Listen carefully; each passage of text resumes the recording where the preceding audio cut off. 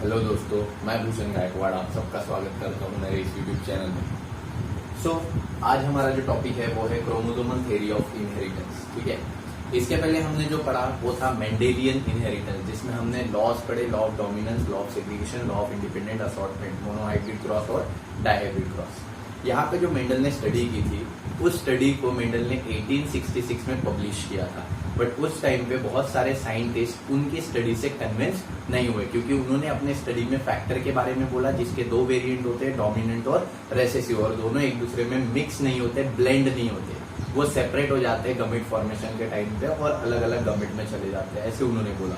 But बाकी scientist उनसे convince नहीं हुए, क्योंकि उन्होंने यहाँ पे मैथमेटिक्स और स्टैटिस्टिक्स का यूज किया था, रेशियोज का यूज किया था।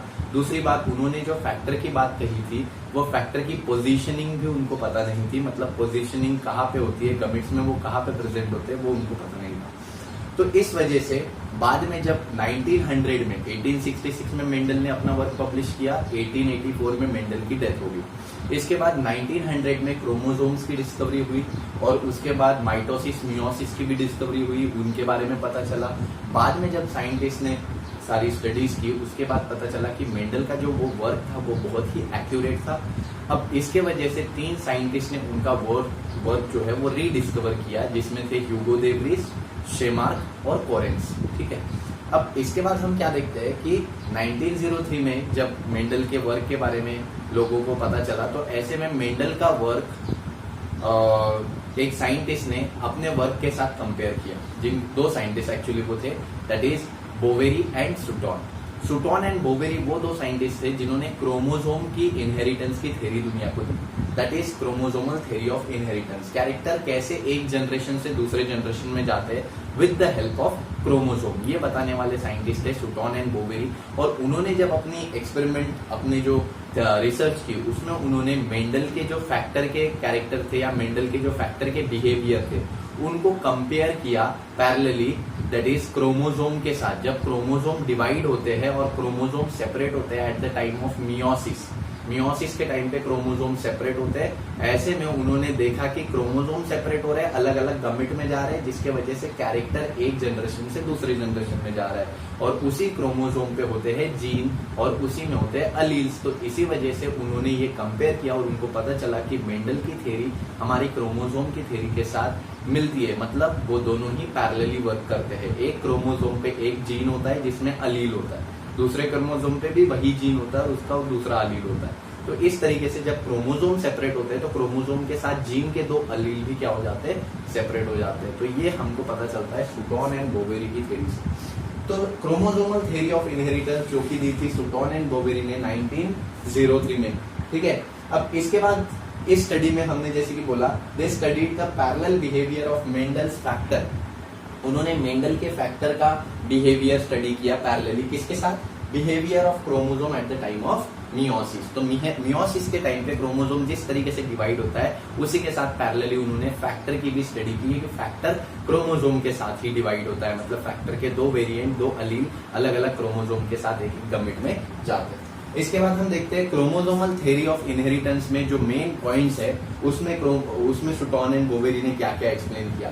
तो सुटॉन एंड बोवेरी ने सबसे पहले क्या बोला कि क्रोमोसोम जो है वो पेयर्स में प्रेजेंट होते हैं इन सोमैटिक सेल। कौन से सेल में, सोमैटिक सेल में। कभी भी सोमैटिक सेल का अगर हम स्ट्रक्चर देखते हैं या कोई भी सोमैटिक सेल हम देखते हैं बॉडी में, हमारे सारे बॉडी में ऊपर से लेकर नीचे तक सोमैटिक सेल होते हैं, एक्सेप्ट हैप्लॉइड गमिट्स। गमिट्स हमारे बॉडी के हैप्लॉइड सेल होते हैं और सारे के सारे सेल जो है वो सोमैटिक सेल होते हैं, वो डिप्लॉइड होते हैं। डिप्लॉइड का मतलब हम बोलते हैं जिसमें क्रोमोसोम नंबर जो है वो पेयर में होता है, 2n में होता है। ठीक है, तो chromosomes are present in pair in somatic cell, ये पहला पॉइंट हो गया।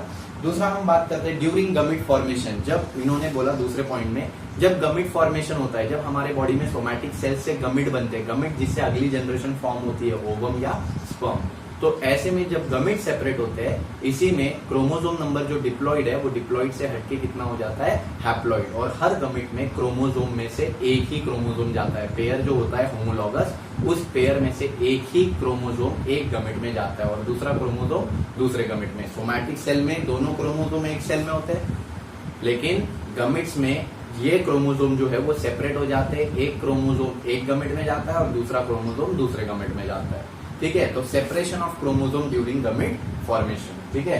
तो डिप्लॉइड क्रोमोसोम नंबर चेंज किसमें होता है? हैप्लॉइड में। जैसे कि हम यहाँ पे देखते हैं ये एक सोमैटिक सेल है जिसमें डिप्लॉइड क्रोमोसोम नंबर है, लेकिन जब इससे गमेट बनेंगे, this is a somatic cell, जब इससे गमेट्स बनेंगे तो गमेट्स में ये 2 क्रोमोसोम जो है, ठीक है, यहाँ पे हम क्रोमोसोम भी बना देते हैं, 1 2, तो ये 2n नंबर हो गया, ठीक है। इन दोनों में से एक क्रोमोसोम एक गमेट में आएगा और दूसरा क्रोमोसोम दूसरे गमेट में जाएगा, ठीक है। इसके वजह से ये जो क्रोमोसोम का नंबर हो गया वो क्या हो गया? हैप्लॉइड हो गया, ठीक है। अब इसके बाद हम बात करते हैं दैट इज तीसरे पॉइंट की, जिसमें उन्होंने बोला कि जब ये क्रोमोसोम गमेट में चले जाता है तो ये कौन से कंडीशन में होता है? हैप्लॉइड, ठीक है। अब गमेट में ये क्रोमोसोम जो है वो न्यूक्लियस में प्रेजेंट होता है, मेनली कहाँ पे? न्यूक्लियस में। कभी भी हमारे बॉडी में जो क्रोमोसोम या डीएनए जो होता है वो न्यूक्लियस में प्रेजेंट होता है। तो गमेट के न्यूक्लियस में क्रोमोसोम होते हैं हैप्लॉइड, जो कि आगे जाके इनहेरिटेंस के लिए, हेरिडिटी के लिए रिस्पॉन्सिबल होते हैं, ट्रांसमिशन के लिए रिस्पॉन्सिबल होते हैं कैरेक्टर्स के। नेक्स्ट हम बात करते हैं लास्ट पॉइंट, जब ऐसे 2 हैप्लॉइड गमेट मिलते हैं, हैप्लॉइड मेल गमेट फ्यूज होता है, जुड़ता है हैप्लॉइड फीमेल गमेट, जिसको हम रिप्रोडक्शन के नाम से जानते हैं, फर्टिलाइजेशन के नाम से जानते हैं। फर्टिलाइजेशन में 2 हैप्लॉइड मेल और फीमेल गमेट का फ्यूजन होता है, तो एक क्रोमोसोम इधर से आया, एक दूसरा मदर के गमेट से आया, एक फादर के गमेट से आया, दोनों मिले और क्रोमोसोम जो जाइगोट हमारा बनता है, उस जाइगोट में दोनों क्रोमोसोम जो है वो साथ में आते हैं। मान लो ये एक गमेट एक पैरेंट का है, मदर का, और ये दूसरा गमेट दूसरे पैरेंट का है, फादर का। जब ये दोनों फ्यूज होंगे तो क्या फॉर्म होगा? दैट इज अगेन ये दोनों क्रॉस होने के बाद फ्यूज होंगे तो ये क्या फॉर्म होगा? That is diploid chromosome number. तो इसमें कंफ्यूज होने की जरूरत नहीं है। ये जो हमने किया था ये एक पैरेंट में गमेट फॉर्म किए थे, मान लो ये फादर में हुए होंगे या मदर में, ठीक है। बट ये जो 2 गमेट हमने फ्यूज किए वो एक ही पैरेंट के नहीं है, वो अलग अलग पैरेंट के, ठीक है। तो ये एक कंडीशन, ये एक एग्जाम्पल अलग है और ये दूसरा एग्जाम्पल अलग है, ठीक है। अब इसके बाद हम बात करते हैं दैट इज क्रोमोसोम के बारे में। क्रोमोसोम क्या है? क्रोमोसोम मतलब क्या? तो क्रोमोसोम के नाम का अगर हम वर्ड का अर्थ देखें, मीनिंग देखें, तो ये एक ग्रीक वर्ड से लिया गया है, that is chroma means colour और soma means body. Coloured body present होती है इनसाइड द न्यूक्लियस। जब साइंटिस्ट ने सबसे पहले क्रोमोसोम को डिस्कवर किया, उनको एक ब्लैक कलर का ऐसा शैडो या फिर कलर्ड बॉडी टाइप उनको दिखाई दिया, filamentous body type inside the nucleus. तो उन्होंने बोला इट इज अ क्रोमोसोम और the coloured body present inside the nucleus.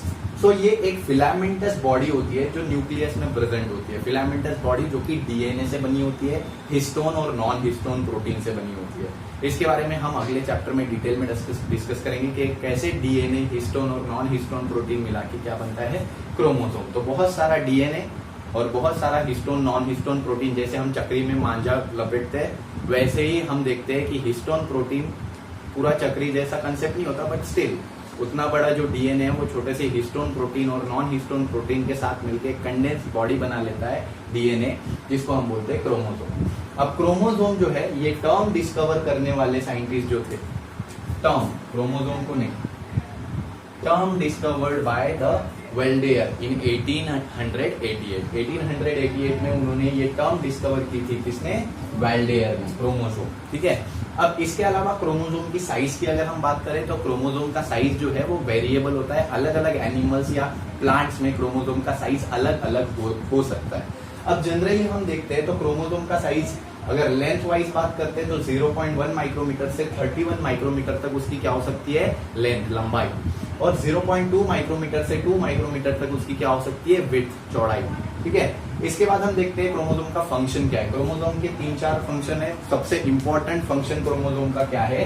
Heredity. Heredity का मतलब transmission of character from one generation to another generation. Next हम बात करते हैं वेरिएशन। जैसे कि हमने बोला था कैरेक्टर वैसे के वैसे हमेशा ट्रांसफर नहीं होते, कुछ कैरेक्टर्स जो है वो डिफरेंट डेवलप होते हैं हमारे बॉडी में, ठीक है। और वो डेवलप होते हैं बिकॉज ऑफ रिकॉम्बिनेशन। अब ये रिकॉम्बिनेशन क्या है ये आने वाले लेक्चर्स में हम पढ़ेंगे। रिकॉम्बिनेशन यानी क्रोमोसोम, 2 क्रोमोसोम के जीन एक्सचेंज हो जाते हैं जिसकी वजह से नए कैरेक्टर अपीयर होते हैं।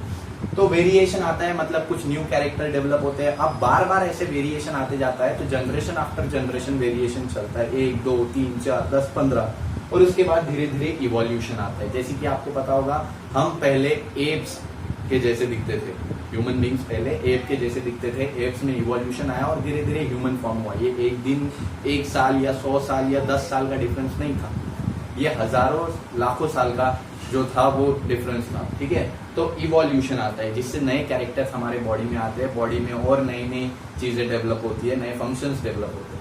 इसके अलावा म्यूटेशन जो कि बॉडी में एबनॉर्मेलिटी या कुछ बॉडी में कुछ भी हमारे बॉडी में डिफेक्ट आ सकता है या चेंज हो सकता है, सडन चेंज, ठीक है, उसको हम म्यूटेशन बोलते हैं। तो ये सारी चीजें जो है वो क्रोमोसोम की वजह से होती है, बट क्रोमोसोम का सबसे इंपॉर्टेंट फंक्शन होता है हेरिडिटी। इसके अलावा एक्सप्रेशन एक और फंक्शन है, वो जीन शो करता है, बट क्रोमोसोम में ही जीन होते हैं, तो कैरेक्टर भी एक्सप्रेस करने में कहीं ना कहीं क्रोमोसोम रिस्पॉन्सिबल होता है। नेक्स्ट हम बात करते हैं नंबर ऑफ क्रोमोसोम, ये एक अलग टॉपिक हमारा नाम। नंबर ऑफ क्रोमोसोम्स की अगर हम बात करते हैं तो एनिमल्स या प्लांट्स की बॉडी, किसी भी ऑर्गेनिज्म की बॉडी की हम बात करते हैं तो क्रोमोसोम्स का नंबर जो है वो वैरी करता है। किसी एनिमल में क्रोमोसोम नंबर जो है वो 23 होगा जैसे ह्यूमन बींग्स में, किसी एनिमल में क्रोमोसोम नंबर 16 होगा जैसे हनी बीज में, किसी एनिमल में क्रोमोसोम नंबर जो है वो ज्यादा होगा, दैट इज 36 हो सकता है किसी में, जैसे कि गोट में।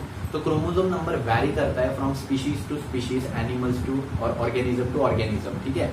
बट एक स्पीशीज में क्रोमोसोम नंबर कांस्टेंट होता है, जैसे ह्यूमन में 23 है तो सारे ही ह्यूमंस में 23 chromosome number 23 pairs of chromosome number मिलेगा।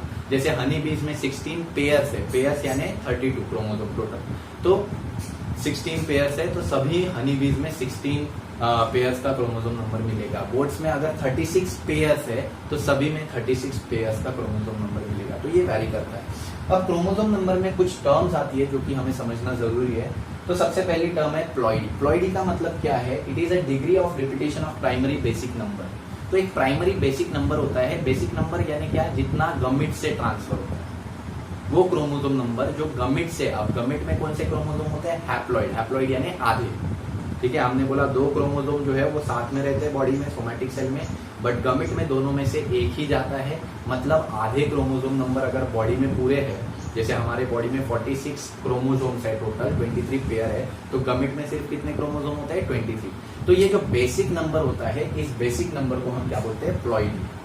अब इसकी 2 अगेन टर्म्स आती है, यूप्लॉइडी और एनयूप्लॉइडी। यूप्लॉइडी का मतलब जो है, अगर ये क्रोमोसोम का जो भी नंबर है वो मल्टीपल्स में होता है, ठीक है। जैसे 23 को एक और बार मल्टीप्लाई कर दो, 23 टू 46, ठीक है, और एक बार मल्टीप्लाई कर दो तो उसके बाद जो नंबर आएगा, तो हर बार जो एक बार हम बात करते हैं कि 23 को या किसी भी बेसिक नंबर को बार बार, जैसे हमने हनी बी की बात की, 16 उसका गमिट वाला क्रोमोसोम नंबर है, बेसिक क्रोमोसोम नंबर है, तो उसको अगर हम मल्टीप्लाई करते हैं तो 32 आएगा, और मल्टीप्लाई करते हैं तो आगे का जो नंबर आएगा ट्रिप्लॉइड, टेट्राप्लॉइड बोला जाता है। तो ऐसे में अगर प्लॉइडी में, यूप्लॉइडी में क्रोमोसोम नंबर अगर एग्जैक्ट मल्टीपल है, एग्जैक्ट मल्टीप्लाई करने के बाद जो नंबर आता है वो है, तो उसको हम बोलते हैं यूप्लॉइड। जैसे कि दैट इज हैप्लॉइड है तो n यानी सिंगल सेट ऑफ क्रोमोसोम, जैसे 16 हनी बी में सिंगल सेट है तो हैप्लॉइड n, वैसे ही हम ह्यूमंस में 23 है तो हैप्लॉइड n,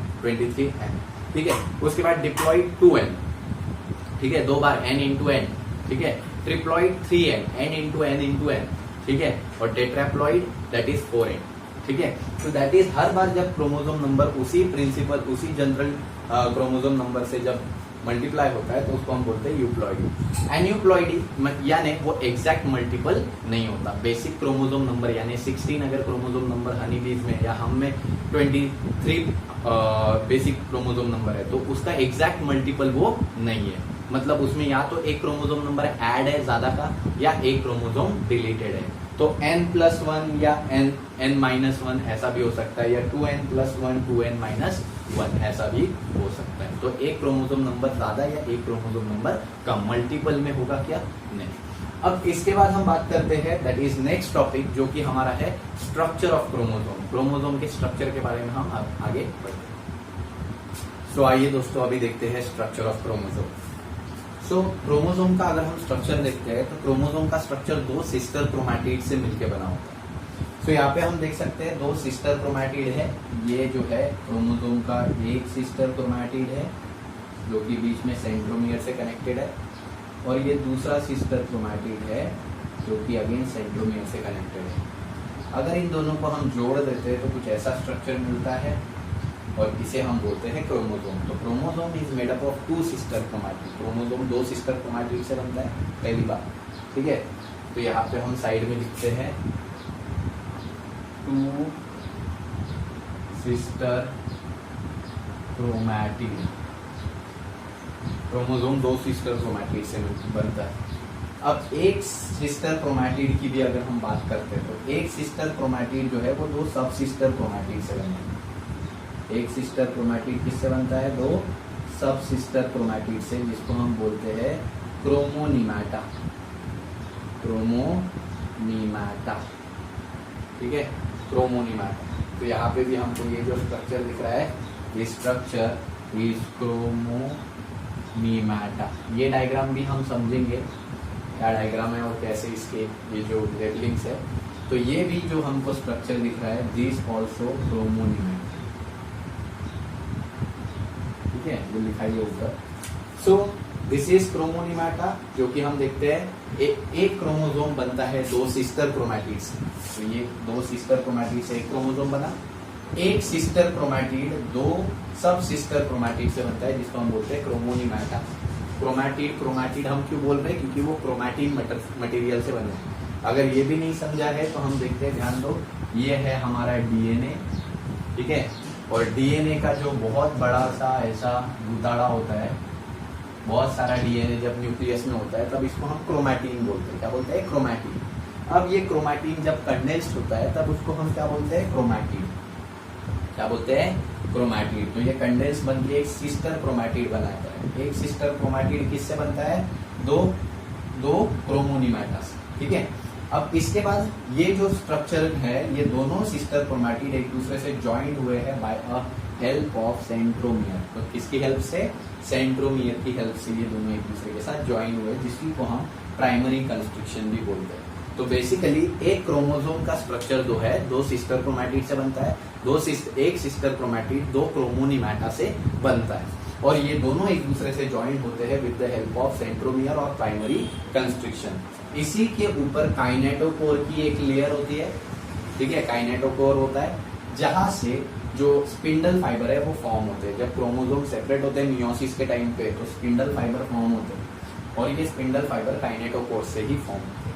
नेक्स्ट हम इस क्रोमोसोम की अगर हम बात करते हैं, या क्रोमोसोम का पूरा स्ट्रक्चर जो कि एक्चुअली इसमें दिखता है हमको, तो क्रोमोसोम का हमने बोला अभी तक कि क्रोमोसोम 2 सिस्टर क्रोमैटिड से बनता है। हर सिस्टर क्रोमैटिड क्रोमोनीमाटा से बनता है।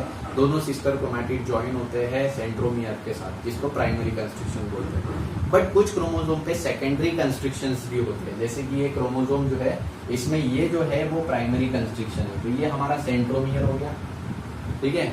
ये ऊपर का आर्म कुछ ज्यादा ही बड़ा है, the upper arm is longer and the lower arm is smaller. तो इसमें हम देखते हैं कि यहाँ पे एक सेकेंडरी कंस्ट्रक्शन शो हो रहा है, और यहाँ पे भी एक सेकेंडरी कंस्ट्रक्शन शो हो रहा है। तो सेकेंडरी कंस्ट्रक्शन क्या होता है? Just below the primary constriction कभी कभी सेकेंडरी कंस्ट्रक्शन भी प्रेजेंट होता है। कंस्ट्रक्शन यानी that is depression in the chromosome, ये प्रेजेंट होता है, और इसी को हम न्यूक्लियोलर ऑर्गेनाइजर भी बोलते हैं।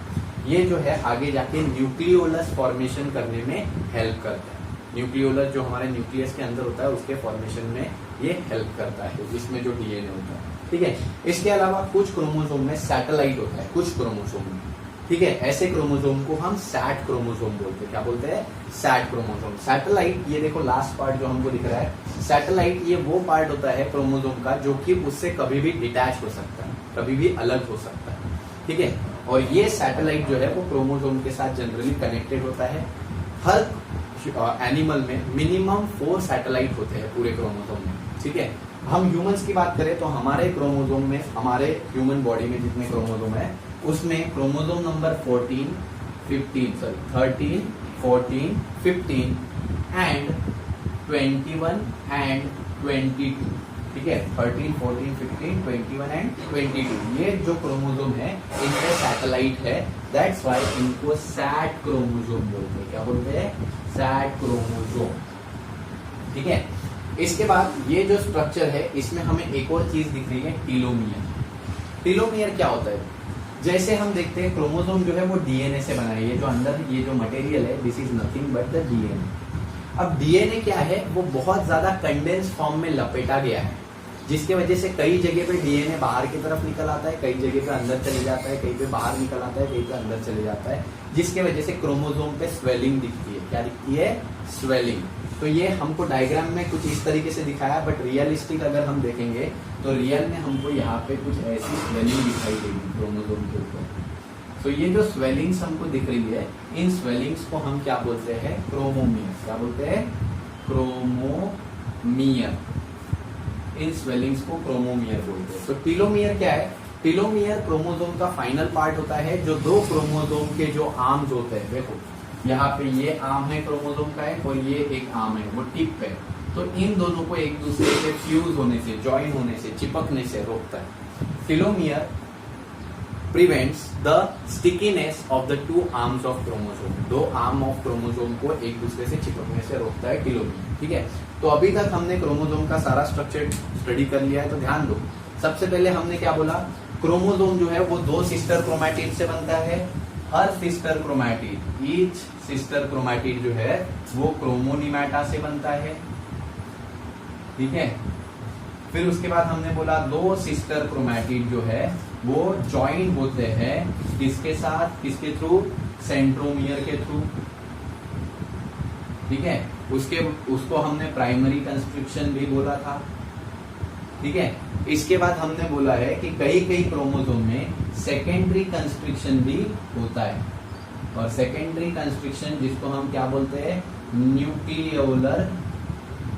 Nucleolar organiser.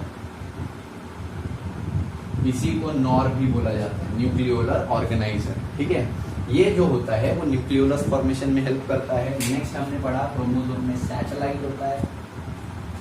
नेक्स्ट हमने पढ़ा क्रोमोमियर। क्रोमोमियर क्या है? Swellings on the chromosome. तो दीज आर द पॉइंट्स। ये हमारा पहला पॉइंट हो गया, ये हमारा दूसरा पॉइंट हो गया। ठीक है, जिसके बाद हमने बोला दो सिस्टर क्रोमैटिड ज्वाइन होते हैं, ये तीसरा पॉइंट हो गया। फिर हमने बोला सेकेंडरी कंस्ट्रक्शन भी प्रेजेंट होता है, वो हमारा चौथा पॉइंट हो गया। फिर हमने बोला सैटेलाइट होता है, ये हमारा पांचवा पॉइंट हो गया। क्रोमोमियर होता है, ये हमारा छठा, सिक्स्थ पॉइंट हो गया। देन हमने बात की दैट इज, इसमें हम देखते हैं टीलोमियर होता है finally, 7th point that is telomere. और ये टीलोमियर क्या करता है? It prevents the stickiness of the two arms of the chromosome. ठीक है, ये फाइनली एक पूरा क्रोमोसोम का स्ट्रक्चर जो है हमने डिस्कस कर लिया। अब इसके बाद हम बढ़ते हैं टाइप्स ऑफ क्रोमोसोम के तरफ। क्रोमोसोम के 4 अलग अलग टाइप होते हैं डिपेंडिंग ऑन इट्स शेप। जैसे कि हम यहाँ पे देख रहे हैं, मैंने जैसा यहाँ पे बनाया वैसा यहाँ पे बिल्कुल भी नहीं दिख रहा। ठीक है, ये एक हम बोल सकते हैं 2D स्टडी डायग्राम है। स्टडी करने के लिए, पढ़ाई करने के लिए ये डायग्राम है। एक्चुअली क्रोमोसोम ऐसा नहीं दिखता एकदम। ठीक है, क्रोमोसोम कुछ इस तरीके से दिखता है और उसके अंदर ये सारे रीजन्स, ये जो है वो डीएनए होता है। ठीक है, इसके अलावा हम देखते हैं ऐसे कंस्ट्रक्शन होते हैं। ठीक है, इसके अलावा कुछ सेकेंडरी कंस्ट्रक्शन होते हैं जिसको हम न्यूक्लियोलर ऑर्गेनाइजर बोलते हैं। इसी को हम बोलते हैं सैटेलाइट, जो कि अटैच होता है किसी किसी क्रोमोसोम में, और टीलोमियर एंड पोर्शन होता है। ठीक है, तो क्रोमोसोम के शेप के अकॉर्डिंग क्रोमोसोम को 4 टाइप में डिवाइड किया जाता है। जैसे कि पहला है मेटासेंट्रिक, जिसमें दोनों क्रोमोसोम्स की आर्म, दोनों arm of chromosome, 2 arms of the chromosome, ये एक आर्म हो गई, ये दूसरी आर्म हो गई, तो दोनों आर्म क्रोमोसोम की जो है वो इक्वल होती है। ये भी इक्वल है, ये भी इक्वल है। ठीक है, और सेंट्रोमियर जो है वो सेंटर में। तो क्रोमोसोम का शेप कैसा दिख रहा है? V shape. जब क्रोमोसोम का शेप वी शेप दिखता है तो ये मेटासेंट्रिक होता है। वैसे ही दूसरा हम देखते हैं सब मेटासेंट्रिक, जिसमें 1 arm of chromosome is longer and the other arm is shorter. So centromere is located apart from the centre, centre से थोड़ा दूर होता है सेंट्रोमियर। देन ऐसे क्रोमोसोम को हम जो है उसका शेप कैसा दिखता है? एल शेप, और उसको बोला जाता है सब मेटासेंट्रिक। यहाँ पे एक्रोसेंट्रिक में हम देखते हैं, तो एक्रोसेंट्रिक में 1 arm of chromosome is very long and the another arm of the chromosome is very short, and centromere is located at the very long or very away from the center. It is more away from the center. ठीक है, और it is present at the क्या बोल सकते हैं? It is present at the terminal part of the, terminal तो नहीं बोलेंगे पूरी तरीके से, but it is present at one of the end of the chromosome. ठीक है, तो एक एंड के तरफ वो प्रेजेंट होता है। तो ऐसे में उसको हम जे शेप बोलते हैं क्योंकि उसका शेप जे अल्फाबेट जैसा दिखता है। नेक्स्ट हम बात करते हैं टीलोसेंट्रिक क्रोमोसोम, जिसमें एक आर्म कंप्लीटली एब्सेंट होती है, दूसरी आर्म कुछ ज्यादा ही लॉन्ग होती है, और जो सेंट्रोमियर होता है वो पूरा टर्मिनल पे होता है, टिप पे होता है, और इसका शेप जो है वो आई शेप दिखता है। तो जैसे कि हमने ये क्रोमोसोम पढ़ा, इसमें हमें देखो कैसा दिख रहा है शेप, एक आर्म कुछ ज्यादा ही लंबी है, ठीक है, one arm is very long, another arm is very short, ठीक है। तो और यहाँ पे सेंट्रोमियर जो है वो बहुत ज्यादा एक एंड के तरफ है। तो तुम ही बताओ इनमें से कौन सा होना चाहिए, ठीक है। अगर तुमने सोचा है एक्रोसेंट्रिक तो ये कंप्लीटली सही है, ठीक है, क्योंकि एक आर्म बहुत ज्यादा बड़ी है, एक आर्म बहुत ज्यादा छोटी है, और जो सेंट्रोमियर है बहुत ज्यादा एक एंड के तरफ है, ठीक है। सो इस तरीके से ये हो गए टाइप्स ऑफ क्रोमोसोम। कल हम पढ़ेंगे इसके बाद स्ट्रक्चर ऑफ सेक्स क्रोमोसोम, और नेक्स्ट लेक्चर में हम देखते हैं स्ट्रक्चर ऑफ सेक्स क्रोमोसोम, और इसी के साथ हम देखेंगे आगे लिंकेज के बारे में, ठीक है, स्ट्रक्चर ऑफ सेक्स क्रोमोसोम और लिंकेजेस के बारे में। तो इसके बाद अगर आपको मेरा वीडियो या फिर मेरा पढ़ाना आपको अगर अच्छा लगता है, पसंद है, तो ही लाइक कीजिए, अगर नहीं पसंद है तो बिंदास डिसलाइक कीजिए। लेकिन अगर पसंद है, अच्छा लगता है, अगर आपको समझ में आता है तो प्लीज इसको ज्यादा से ज्यादा अपने दोस्तों के साथ शेयर कीजिए, ठीक है, और सब्सक्राइब करना भी मत भूलना।